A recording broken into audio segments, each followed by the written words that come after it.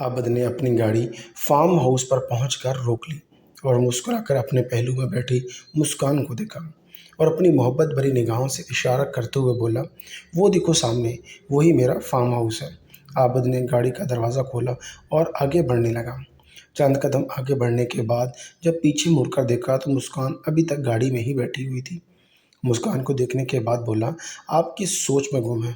اترنا نہیں، چلو فارم ہاؤس دیکھنے چلتے ہیں۔ مسکان نے ایک دم سے اپنے سر کو جھٹکا اور ہوش میں آئی۔ مسکان پر عجیب عجیب سی سوچیں حملہ آور ہو رہی تھی، کیونکہ آس پاس کہیں بھی کوئی آبادی کا نشان نہیں تھا۔ مسکان نے بڑی تعجب بھری نظروں سے عابد کی طرف دیکھا اور پھر کہنے لگی، اتنے ویرانے میں بھی کوئی اتنا پیسہ ضائع کرتا ہے؟ یہ سن کر عابد ہنس پڑا اور کہنے لگا، ابھی آپ کو ان چیزوں کی سمجھ نہیں ہے۔ آپ اندر بھی چلو کہ ساری باتیں یہیں پوچھ لو گی۔ تم کیا پولیس والوں کی طرح مجھ سے تفتیش کرنا شروع ہو گئی ہو؟ عابد نے ہاتھ سے مسکان کے گال کو ہلکے سے تھپ تھپایا اور آگے بڑھنے لگا، لیکن وہ ابھی تک وہیں رکی رہی۔ شاید اس کے قدم آگے بڑھنے کا نام ہی نہیں لے رہے تھے اور وہ یہ سوچ رہی تھی کہ شاید یہاں پر آنا اس کی زندگی کا کوئی غلط فیصلہ تو نہیں۔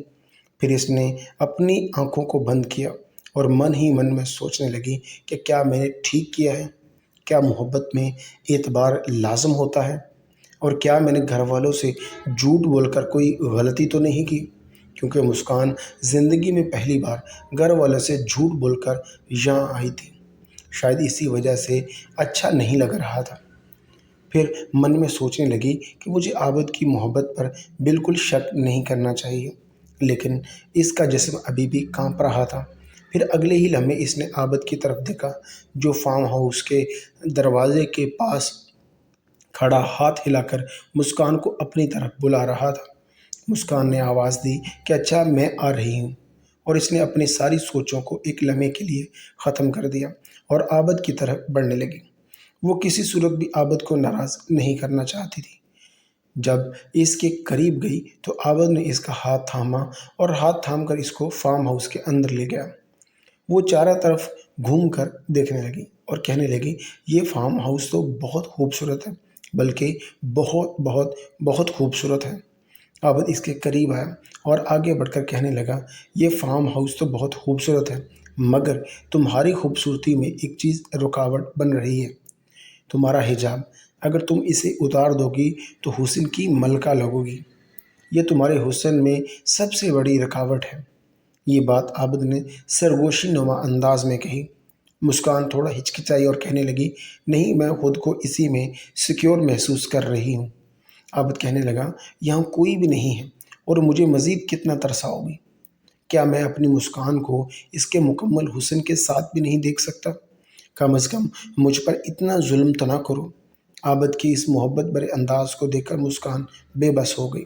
عابد کے مزید اصرار پر اس نے حجاب کو اتار دیا اور اس کی بات پر عمل کر بیٹھے اور حجاب کو اتار کر قریب ہی صوفہ پر رکھ دیا۔ اپنے دوپٹوں کو کندھوں پر ڈال کر مسکرا کر اس کی طرف دیکھنے لگی اور کہنے لگی کہ عابد اب تو خوش ہونا۔ جواب میں عابد نے دونوں ہاتھوں کی مدد سے دل بنا کر اس بات کا جواب دیا، جس کا مطلب تھا کہ تم اس حسن میں کمال لگ رہی ہو۔ اس کے بعد عابد نے اپنا ہاتھ آگے بڑھایا اور مسکان کا ہاتھ پکڑ کر اسے فارم ہاؤس کے بیڈ روم میں لے گیا۔ بیڈ روم میں جانے کے بعد مسکان کا چہرے کا رنگ بالکل بدل گیا۔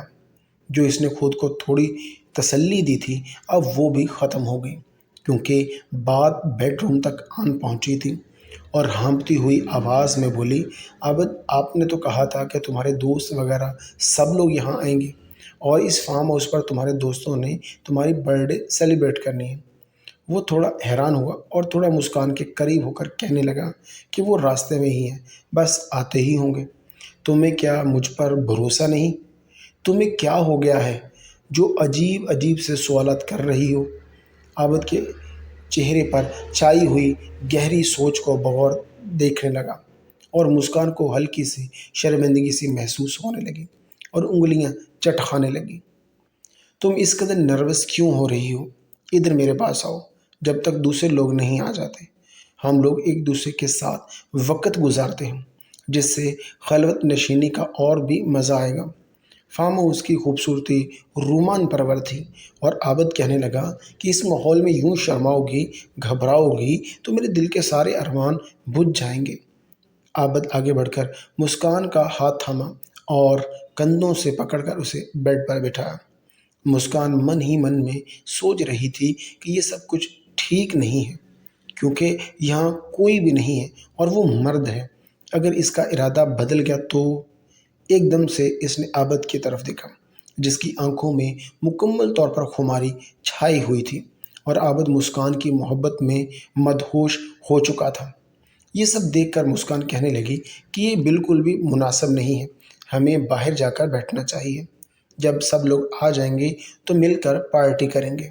یہ کہہ کر مسکان اٹھ کر باہر جانے لگی تو ایک دم سے عابد کے چہرے کا رنگ بالکل بدل گیا اور کہنے لگا، کیا تمہیں مجھ پر بھروسہ نہیں ہے؟ اور یہ تم کیوں کہہ رہی ہو کہ اس فارم ہاؤس کا ماحول کتنا رومانٹک ہے، اور میں تمہیں یہاں اس لیے لایا ہوں تاکہ اپنے دل کی باتیں تم سے کر سکوں، لیکن تم تو مجھے حوث کا پجاری سمجھ رہی ہو کہ جیسے میں تمہارے جسم پر قبضہ کرنے کی کوشش کر رہا ہوں۔ اور میرے لیے یہ افسوس والی بات ہے کہ میرا پیار میرے بارے میں ایسی سوچ رکھتا ہے۔ یہ کہنے کے بعد عابد غصے سے پیچھے ہٹنے لگا اور مسکان کو ایک وقت کے لیے لگا کہ اس کی ساری خوشیاں ڈھیر ہونے والی ہیں۔ وہ عابد کو کسی قیمت پر ناراض نہیں کرنا چاہتی تھی، اور آج تو بہت اہم دن تھا، تو آج تو بالکل بھی نہیں، کیونکہ آج اس کی سالگرہ تھی۔ اور پھر مسکان عابد کو آواز دیتی ہے، نہیں، میرا ہرگز یہ مطلب نہیں تھا، اور وہ وہیں جم کر بیٹھ گئی۔ میرے اندر بھی ایک دل ہے اور میں بھی تمہارے ساتھ محبت بھرے لمحات گزارنا چاہتی ہوں، لیکن چاہ کر بھی ان ارمانوں کو میں پورا نہیں کر سکتی۔ عابد یہ سن کر ہلکا سا مسکرا دیا اور اس کے قریب آ کر بیٹھ گیا اور اس کا ہاتھ تھام کر بڑی غور سے دیکھنے لگا اور ایک دم سے پریشان ہو کر نظریں جھکا لی۔ پھر عابد کہنے لگا کہ تمہارے بال بہت خوبصورت ہیں۔ اس نے اس کے بالوں میں ہاتھ پھیرا اور بالوں کو کان کی پچھلی طرف کیا اور تھوڑا سا آگے ہو کر اس کے بالوں کی خوشبو کو سانس کے ذریعے سے محسوس کرنے لگا۔ عابد کی اس حرکت پر وہ اور بہت زیادہ گھبرا گئی اور بھی زیادہ الرٹ ہو گئی۔ پھر کہنے لگی کہ مجھے بہت زیادہ گھبراہٹ ہو رہی ہے، آپ پلیز تھوڑا فاصلہ رکھیں۔ یہ کہہ کر اس نے تھوڑا سا خود کو کھسکایا۔ عابد یہ سن کر کہنے لگا، یہاں میں نے ایک فریزر میں ایک کولڈ ڈرنک رکھی ہوئی ہے، میں تمہارے لیے لاتا ہوں، جو مجھے بہت پسند ہے، تم پیو گی نا؟ یہ کہہ کر وہ مسکان کا ہاتھ چھوڑ کر باہر کی طرف چلا گیا اور مسکان نے جو گھبراہٹ سے اپنا سانس روکا ہوا تھا خارج کیا، اور اس کی جان میں جان آئی اور یہ سوچنے لگی کہ اب میں کیا کروں؟ میں بہت بڑی مشکل میں پھنس چکی تھی۔ اگر میں کوئی بات کرتی تو شاید عابد اس بات کا برا مان جائے گا، میں اسے منع بھی نہیں کر سکتی تھی اور اسے یہ سب کرنے کی اجازت بھی نہیں دے سکتی تھی۔ مسکان اس مشکل میں پھنسی یہ ساری باتیں سوچ رہی تھی۔ پھر اچانک اس کی نظر کھڑکی سے باہر سمندر پر پڑی، جہاں سے بہت خوبصورت نظارہ اس کا منتظر تھا۔ ٹھاٹھیں مارتا سمندر موجود تھا اور ٹھنڈی ہوائیں سمندر کی آگوش سے ہو کر کمرے میں آ رہی تھیں۔ عابد چونکہ بہت امیر تھا، وہ مجھے اپنے اس محل کی ایک جھلک دکھانے کے لیے یہاں پر لے کر آیا تھا۔ اب مجھے کیا کرنا چاہیے یہ مجھے بالکل بھی سمجھ نہیں آ رہا تھا۔ یہ سب سوچتے ہوئے مسکان کی آنکھوں میں آنسوؤں کو واضح طور پر دیکھا جا سکتا تھا۔ دل زور زور سے دھڑک رہا تھا اور اس نے بے اختیار اپنے سینے پر ہاتھ رکھ کر بے قابو ہوتی ہوئی دھڑکن کو نارمل کرنے کی کوشش کی۔ ایک دم سے ایک آواز اس کے کانوں میں پڑی اور ایک دم سے سہم گئی۔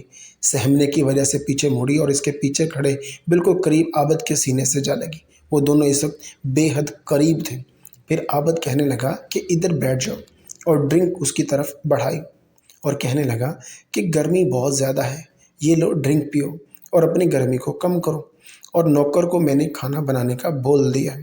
یہ سب سن کر مسکان کے حواس تھوڑے سے بحال ہوئے کہ شکر ہے کہ اس بلڈنگ میں اور کوئی بھی موجود ہے۔ اس نے عابد کی ناراضگی کا خیال رکھتے ہوئے مسکان نے وہ ڈرنک پکڑ کر ہلکا سا مسکرانے کی کوشش کی اور پھر ڈرنک کو اپنے لبوں سے لگا لیا اور ایک ہی سانس کے اندر ساری ڈرنک کو ختم کر دیا، اور پھر عابد کو گلاس پکڑا دیا عابد کہنے لگا تمہیں کیا ہو گیا ہے، اتنی جلدی کیوں پی لی؟ پھر مسکان کہنے لگی کہ اچھا چھوڑو، یہ بتائیں کہ ہم باہر سمندر کے پاس کب جائیں گے؟ مجھے سمندر بہت اچھا لگتا ہے، ہم اپنا وقت یہاں ضائع کر رہے ہیں۔ برائے مہربانی اس ناول کا بقیہ حصہ دیکھنے کے لیے قسط نمبر 2 ملاحظہ کیجیے۔